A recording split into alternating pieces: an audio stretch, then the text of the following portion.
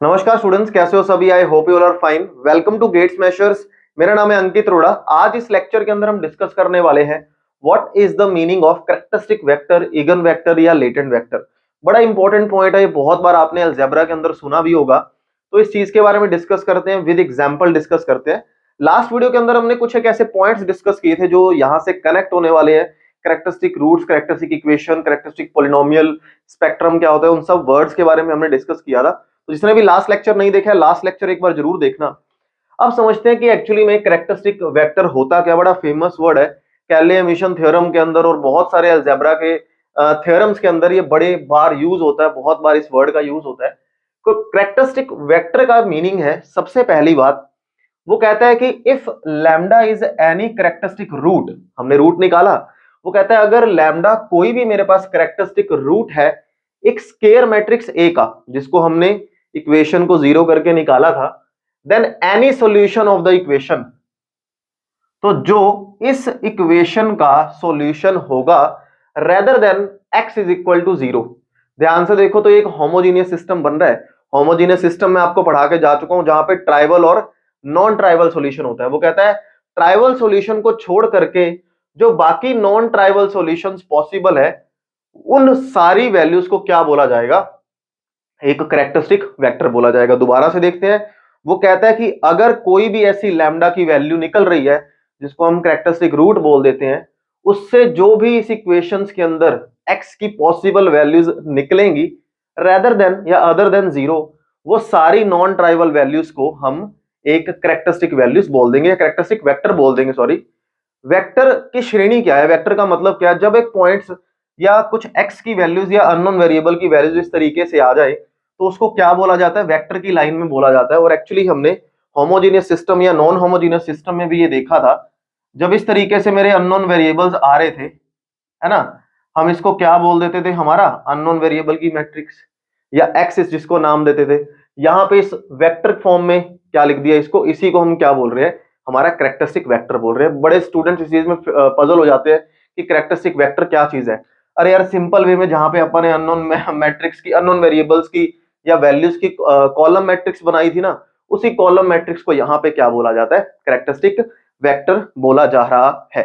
अब ये कैसे निकालनी है, एक इक्वेशन से, एक क्वेश्चन से हम लोग यहाँ पे समझते हैं कि किस तरीके से निकाला जा सकता है। उसके बाद एक इंपॉर्टेंट पॉइंट के बारे में भी बात करते हैं। कहता है कि ये एक मैट्रिक्स है हमारे पास, इसका नाम रख देते हैं ए। इसकी कैरेक्टरिस्टिक वेक्टर के बारे में बात करनी है, जितने वेक्टर पॉसिबल है।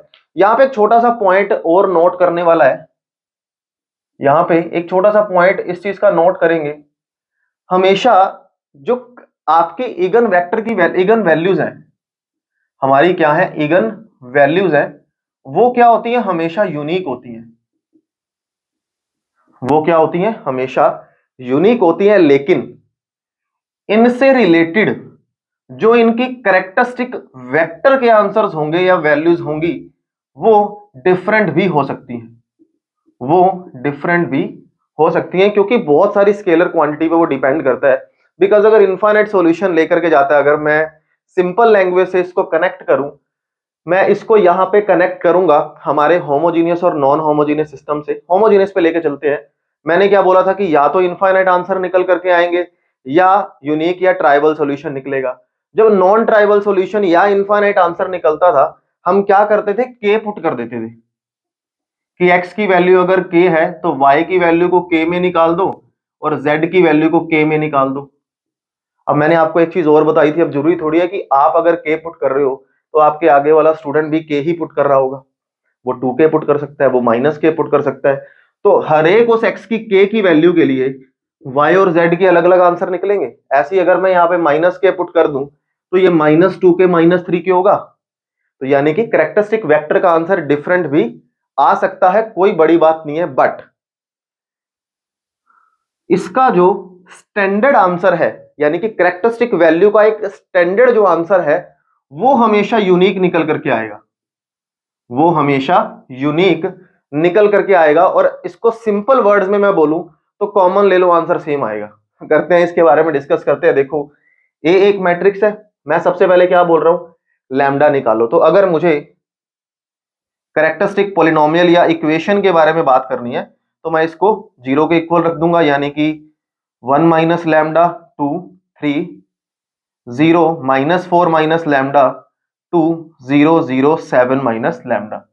तो मैंने इस टाइम क्या निकाल दिया, मेरी कैरेक्टरिस्टिक इक्वेशन निकाल दी। डिटर्मिनेंट में एक्सपेंड कर रहा हूं C1 से, क्योंकि मैक्सिमम एलिमेंट 0 है। यहां आ जाएगा 1 माइनस लैम्डा, रो कॉलम छोड़ो, इन दोनों की मल्टीप्लाई, ये हो जाएगा माइनस का 4 plus lambda 7 minus lambda minus में 0। तो मेरे पास जो आंसर निकल करके आ गया वो आ गया 1 माइनस लैम्डा 4 प्लस लैम्डा और 7 minus lambda is equal to 0। Minus है वो तो वहां जाके 0 हो गया, यानी कि लैम्डा की मेरे पास 3 वैल्यू निकल गई। लैम्डा एक मेरे पास आ गया 1, दूसरे लैम्डा की वैल्यू आ गई माइनस का 4 और एक आंसर मेरे पास आ गया 7। तो मेरे पास 3 आंसर यहाँ पे निकल गए। एक तरह से आप कह सकते हैं स्पेक्ट्रम, नंबर ऑफ स्पेक्ट्रम, या आप कह सकते हो स्पेक्ट्रम ऑफ मैट्रिक्स से कितनी आ गई, 3 एलिमेंट निकल करके आ गए। तो ये सेट बन गया 3 एलिमेंट्स का। अब अगर यहां पर डिस्कस किया जाए पहले लैम्डा की वैल्यू यानी कि 1, तो इसके लिए जो वेक्टर निकलेगा, कैरेक्टरिस्टिक वेक्टर निकलेगा, वो तो यूनिक होगा ना। इसके लिए पर्टिकुलर जो वेक्टर निकलने वाला है, इसके लिए जो पर्टिकुलर, इसके लिए जो पर्टिकुलर वेक्टर निकलने वाला है, वो हमेशा अलग अलग आंसर हमारे पास देगा। तो पहले हम लैम्डा 1 के बारे में बात करते हैं। अब वो कह रहा था यहां पे हमने ध्यान रखना है, इससे जो x की पॉसिबल वैल्यू निकलेंगी, तो a मेरे पास क्या होगा, a माइनस में लैम्डा आई। ये मैट्रिक्स है, ये ध्यान रखना, ये डिटर्मिनेंट नहीं है। बहुत स्टूडेंट इसमें गलती करते हैं। हम यहाँ इक्वेशन की बात कर रहे हैं, ये मैट्रिक्स इक्वेशन है, ठीक है ना। तो लैम्डा की वैल्यू पुट कर दे, 1 माइनस 1, ये आ जाएगा 2, ये आ जाएगा 3, 0 माइनस 4 माइनस 1 यानी कि माइनस का 5, 2 0 0 7 minus 1 that is equal to 6, और ये 1 माइनस 1 अपन 0 ही लिख लेते हैं, ठीक है। तो ये 1 माइनस 1 कितना आ गया, ये 0 आ गया। इनटू में x, इनटू में x, तो यहां पे कितने अननोन वेरिएबल होंगे, 3। 3 बाई 3 की मैट्रिक्स है, यहां पे क्या हो गया, नल मैट्रिक्स। तो ऑब्वियस सी बात है, अगर ये 3 बाई 3 ऑर्डर की है, ये 3 बाई 1 ऑर्डर का है, जो आंसर आएगा वो भी 3 बाई 1 ऑर्डर का ही आएगा। अब अगर यहां पे आप देख रहे हो, third row column x1 x2 0 ही हो गया, 6x3 किसके इक्वल आ गया, 0 के, और ये मेरे पास क्या आ जाएगा, माइनस का 5x2 प्लस का 2x3 किसके इक्वल आ गया, 0 के। और यहां पे अगर आप ध्यान दो, x1 x2 प्लस 0 प्लस में 2x2 प्लस 3x3 निकल करके आ गया किसके, 0 के इक्वल। इन शॉर्ट अगर मैं यहां से आंसर निकालता हूं तो x3 की वैल्यू आ गई 0, और यहां पे x3 की वैल्यू 0 पुट कर दो, x2 कितना आ गया, 0। अगर मैं x2 और x3 को 0 बोल रहा हूं तो 0 प्लस 0 इज 0, तो x1 तो यहां से निकला ही नहीं।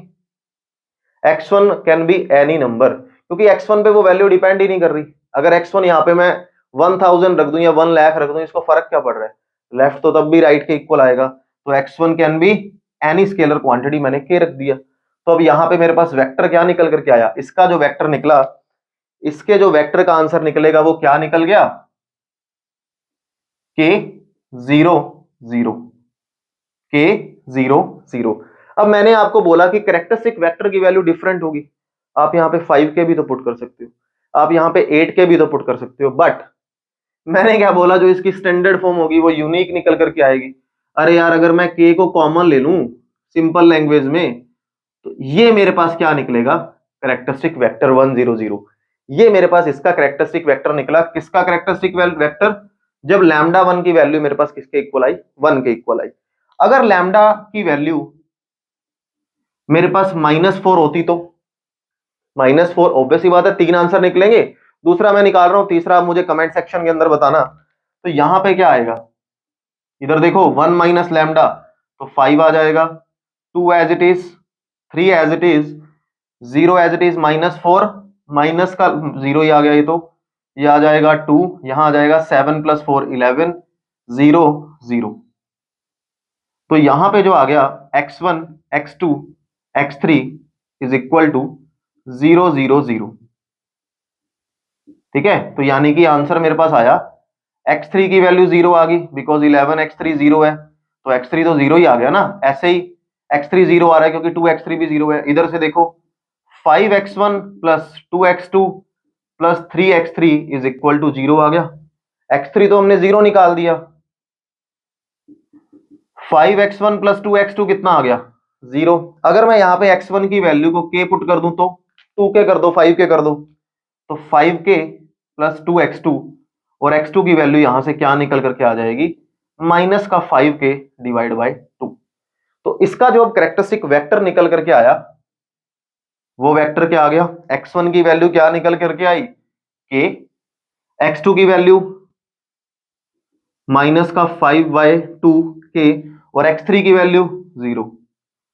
अगर आप यहां पे 10k पुट करते या 1000k पुट करते, उसी के अकॉर्डिंग x2 की वैल्यू आती। अगर मैं इसकी स्टैंडर्ड फॉर्म लेकर के जाऊं तो k कॉमन ले लो, तो ये मेरे पास आंसर निकल के आ गया, यानी कि 1 माइनस 5/2 एंड 0, ये मेरे पास इसका कैरेक्टरिस्टिक वेक्टर हो गया। ठीक है, तो ये स्टैंडर्ड फॉर्म हो गई। और जो आपकी वैल्यू आई है तीसरी वैल्यू, दैट इज 7, तो 7 के लिए आप मुझे कमेंट में बताओगे क्या आंसर आने वाला है। एक छोटा सा नोट और करते हैं, थोड़ा सा इंपॉर्टेंट नोट है। कहता है कि अगर दो आपके इगन वैल्यूज के लिए सेम कैरेक्टरिस्टिक वेक्टर निकल रहा है तो क्या ऐसा पॉसिबल है? यानी कि लैम्डा की अगर दो डिफरेंट वैल्यूज हैं तो क्या x की सेम वैल्यू हो सकती है? क्या कैरेक्टरिस्टिक वेक्टर सेम निकल करके आ सकता है? आंसर है नहीं। क्यों? अगर मान लो लैम्डा और लैम्डा 2 ये दोनों अलग अलग वैल्यूज है तो ऑब्वियस सी बात है इस इक्वेशन को सेटिस्फाई करेगा।